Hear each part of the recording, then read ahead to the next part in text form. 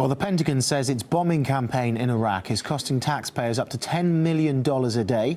But according to a leading Washington-based think tank, the bill is even higher. It's estimated America's air assault has already cost between $780 and $930 million. Igor Piskunov has the details.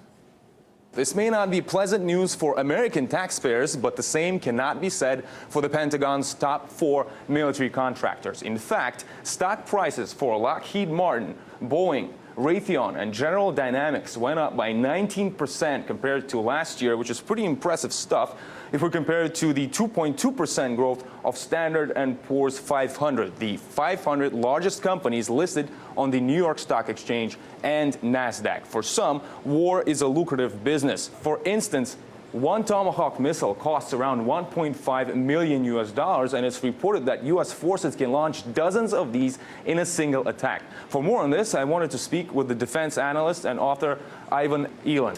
Sir, thanks very much for joining me. Clearly, this campaign against ISIS isn't going to take just a few days. How much weapons do you think will it take, and how big of a business are we talking about here? Well, these stock prices are going up on the anticipation of future business. The $600 million seems like a large sum, but we spend a couple $1 trillion on the Afghanistan and Iraq war, so it just depends on how the war goes. We put in ground troops, the airstrikes, but even the airstrikes will become expensive over time. Do you think airstrikes will be enough, efficient enough, or could we see a ground operation taking place, meaning more weapons? Well, it's possible, because I think when you tend to get sucked into these things, the airstrikes don't appear to be backing down ISIS as much as they thought they would.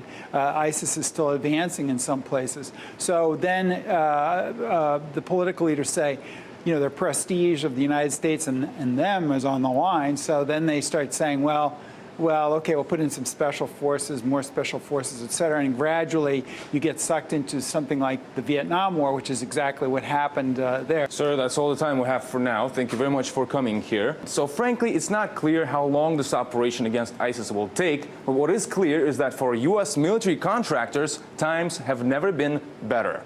Igor Piskunov, RT, Washington, D.C.